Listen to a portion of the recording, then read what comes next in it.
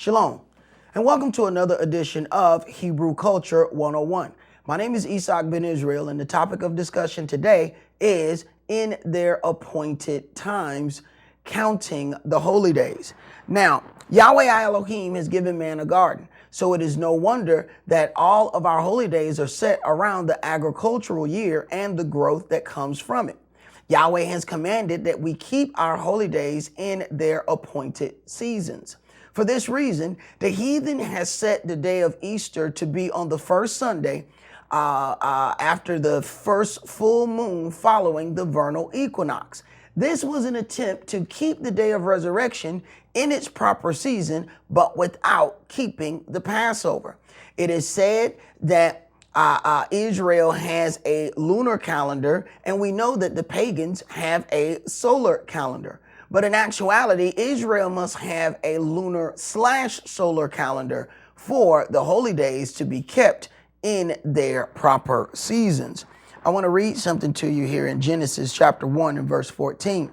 It says, "And Elohim said, let there be lights in the firmament of the heaven to divide the day from the night, and let them be for signs and for seasons and for days and for years." The key things that we're listening to here are let there be lights, plural.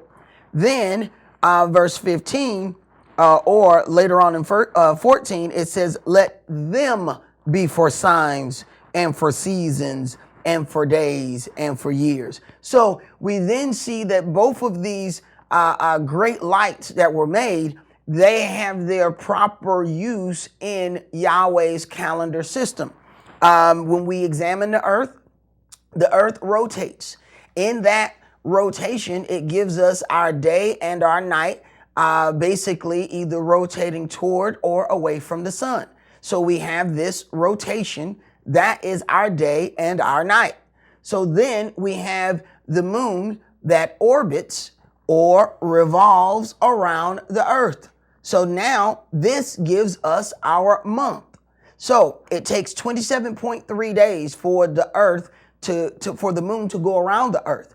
But since the earth is also in its own orbit, it takes another 2 or so days for it to catch up to its relative starting point, which gives it, makes a real month 29.5 days. So once again, we're dealing with the rotation of the earth is our day. Then we have the orbit of the moon going around the earth. That is our month. Now we have the earth and its orbiting moon going on an orbit all around the sun. And that takes a full year. So all of these different rotations or orbits determine Yahweh's calendar system. Yahweh's calendar system is perfect, but we cannot leave out one part of that. And this is what happens. Now, as the earth revolves around the sun, there are 2 moments each year when the sun is exactly above the equator.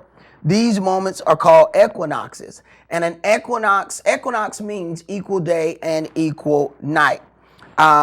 If we just used a lunar calendar, it would cause our holy days to move out of its seasons, and we're going to go through that so you can understand this equinox that happens around March 20th or 21st is called the vernal equinox. And vernal just means spring. So this spring equinox marks the beginning of the spring. This is the beginning point of this new growth.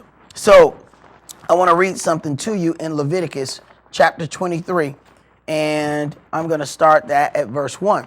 It says, "And Yahweh spake unto Moshe, saying, Speak unto the children of Israel, and say unto them concerning the feast of Yahweh, which you shall proclaim to be holy convocations. Even these are my feasts. 6 days shall work be done.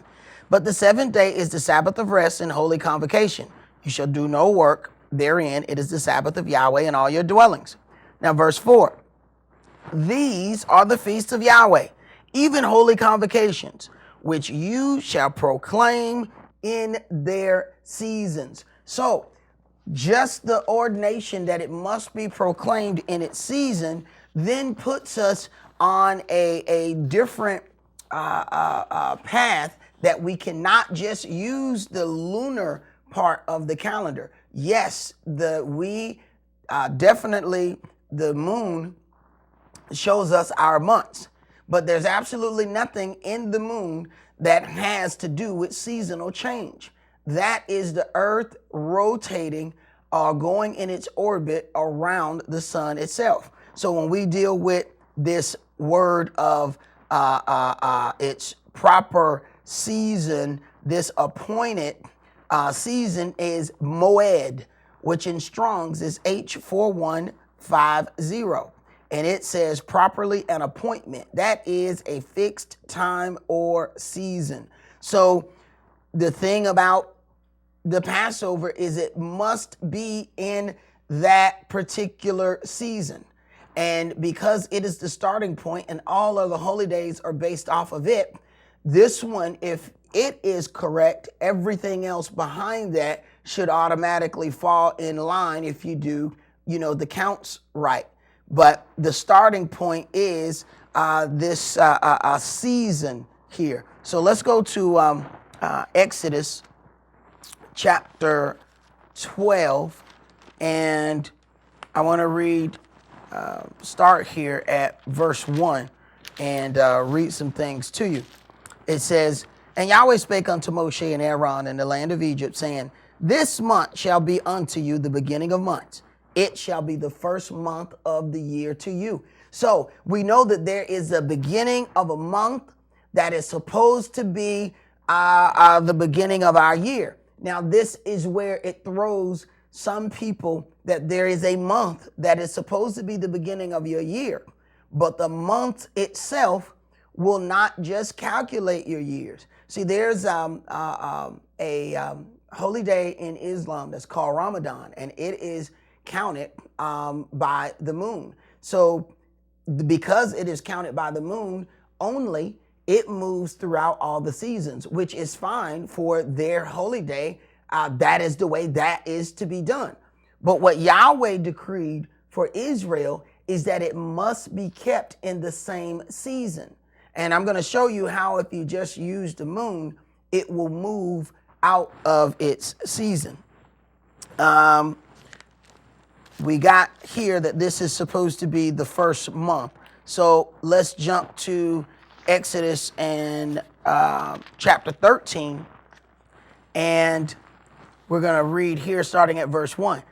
It says, "And Yahweh spake unto Moshe, saying, Sanctify unto me all the firstborn, whosoever openeth the womb among the children of Israel, both of man and of beast is mine." Verse 3, "And Moshe said unto the people, Remember this day in which you came out from Egypt, out of the house of bondage. For by strength of hand Yahweh brought you out from this place. There shall no leavened bread be eaten. This day came you out in the month Abib." So we then see Abib or Abib, which means green. That is young ear of grain. So we have Abib, which corresponds to what we know as April. So when we consider these things, we must consider the children of Israel were called April Fools because our people kept the new year in April. Now, the months with the Gregorian calendar versus the Hebrew calendar, the months never lined up and never will line up automatically. So this part of Abib will be March/April. But you'll see that it should basically be the ending of March. Why it would be March/April. If your new year begins in the beginning of March, then that means it's February/March and not March/April. And what we're going to do is look at these holy days, or look at these new moons so that we can figure out how these things count down. Now, counting these new moons, the first thing we have to do is look at this year was a little bit of a different year. When you look at 2016, the Gregorian calendar year of 2016, there are actually 13 new moons in it. A lot of people count their calendar by just counting 12 months, and then the next month is the new year. And when you look at 2016, there are some that made their new year March 8th. In doing that, in counting the 12 months, what is going to happen in 2017, their 12th month is going to be January 27th, and then the next one for their new year will be February 26th. That is going to be a problem. That will end up having the Passover out of its season because it says it must be in this season. Remember, as the earth rotates or orbits around the sun, it tilts and it causes the seasonal change. This Passover must be in that season. If you just count the moons, I'm going to show you what this does. So in 2016, if your new year was March 8th, in 2017, your new year is going to be February 26th. That's not that's already out of the season, but look at what it does, just counting 12 and then the next month being your new year.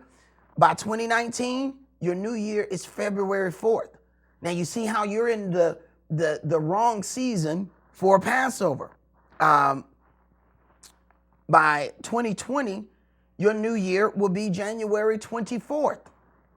By 2021, it will be January 13th. You see how each year it's sliding further and further back? In 2022, your new year will be January 2nd. So the heathens will keep their new year, and then on the next day, you will keep yours. We know that this cannot be. But by 2023, if you kept the same method of doing it, your new year will actually be December 12th. This cannot be. Now, you have even surpassed the pagans in just counting 12 months and allowing the next month to be your new year. But consider if you kept the vernal equinox and allowed the month that the new moon that comes following the vernal equinox to be the beginning of your year. If you did that in 2016, count 12 months. The next month for your new year after that would be March 27. Consider this would be in 2017. So consider the vernal equinox happens around March 20th or 21st. It's only 6 more days and it's the new moon of the vernal equinox. So then we see that this matches up. For all of those who kept their new year as around March 8th, they have already had their Passover. They have already had all of their other days. Their year, their 12th month is going to be January 27th. So they would have to, the 13th month then, if they want to count that, is going to be February 26th.